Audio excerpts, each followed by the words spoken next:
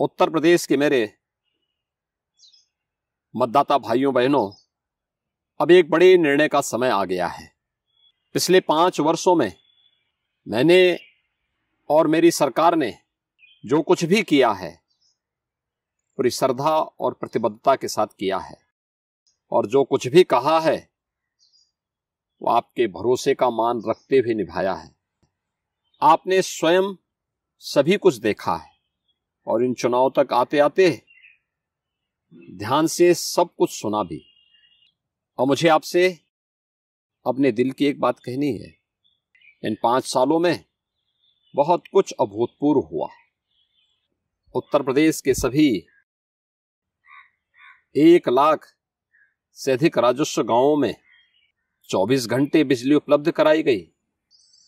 ऐसा पहली बार हुआ है। कुछ लोग शायद कल्पना न कर पाए इससे करोड़ों लोगों के जीवन में क्या बदलाव आया है। मैं यह केवल वोट मांगने के लिए नहीं कह रहा हूं, बल्कि मैं तो पिछली सरकारों की अकर्मण्यता के लिए क्षमा प्रार्थी हूं। इस काम को वे आखिर 70 वर्षों में क्यों नहीं कर पाए। हमने घर घर में करोड़ों लोगों के शौचालय बनवाए। मेरे लिए यह आपके वोट पाने का जुगाड़ नहीं था। स्वच्छता से भी अधिक मेरी माताओं और बहनों की सुरक्षा, उनके सम्मान और उनकी गरिमा की रक्षा का था। लाखों घर परिवार छप्पर और खपरेल की कच्ची छत से उभरकर पीढ़ियों में पहली बार पक्के मकानों में आ गए हैं। उनकी आंखों में दमकती खुशी और आत्मविश्वास ऐसा है कि सैकड़ों चुनावों की जीत की चमक को फीका कर दे।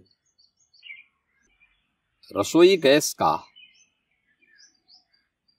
धुएं वाले चूल्हे की जगह लेना किसी क्रांति से कम नहीं है। चुनाव आएंगे जाएंगे, लेकिन अब तक धुएं वाले चूल्हे पर काम करती मेरी माताएं और बहनें अब बार बार बीमार पड़ने से बचेंगी, स्वस्थ रहेगी और आत्मविश्वास की अनुभूति भी करेगी। आयुष्मान योजना आज उत्तर प्रदेश के करोड़ों परिवारों को रोगों से निपटने का सहारा बनी है। आपने देखा कि हम हर घर नल के माध्यम से शुद्ध जल पहुंचा रहे हैं। एक कोने से दूसरे कोने तक एक्सप्रेस वे का जाल बिछा रहे हैं। प्रदेश भर में औद्योगिक कॉरिडोर बनाने की दिशा में आगे बढ़ रहे हैं। पिछले 2 वर्ष से इस भयंकर कोरोना की वैश्विक महामारी ने आ घेरा है। बड़े से बड़े धनी और उन्नत देश भी विवश दिख रहे हैं। पूरी दुनिया में कोहराम मचा हुआ है। ऐसा लगने लगा मानो बीमारी से मरे न मरे, भूखमरी से लोग अवश्य मरने लगेंगे। हमारी डबल इंजन की सरकार ने निर्णय लिया कि मेरे उत्तर प्रदेश में कोई भूखों नहीं सोएगा। हमने 15 करोड़ नागरिकों तक मुफ्त राशन पहुंचाना शुरू किया। ईश्वर की कृपा, प्रधानमंत्री मोदी जी का आशीर्वाद और मार्गदर्शन से संकल्प भी अब तक निभाया जा रहा है। उत्तर प्रदेश के नागरिक स्वस्थ रहें, इसके लिए प्रत्येक जनपद में कम से कम एक मेडिकल कॉलेज स्थापित किया। ऑक्सीजन संयंत्र भी युद्ध स्तर पर लगाए गए हैं। किसी पर एहसान नहीं किया।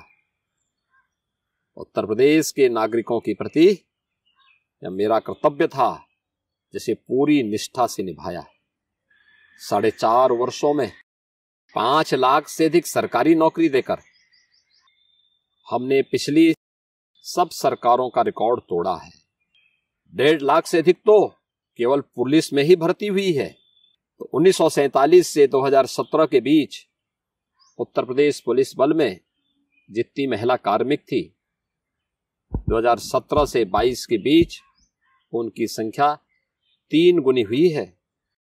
आप सब साक्षी हैं कि मैंने अपने सभी निर्णय जाति, मत, मजहब समुदाय, क्षेत्र या भाषा से ऊपर उठ करके लिए हैं।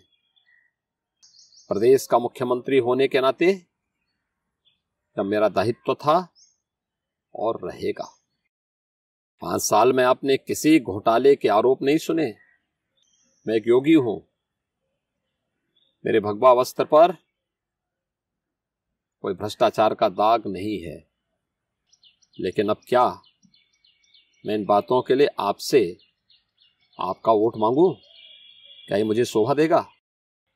मुझे सबसे बड़ा संतोष इस बात का है कि आज मेरा उत्तर प्रदेश पेशेवर गुंडों, बदमाशों, दंगाइयों, उगाही गिरोहों और आपराधिक माफियाओं के आतंक से मुक्त है। पलायन कर गए हिंदू अपने घरों को लौट चुके हैं।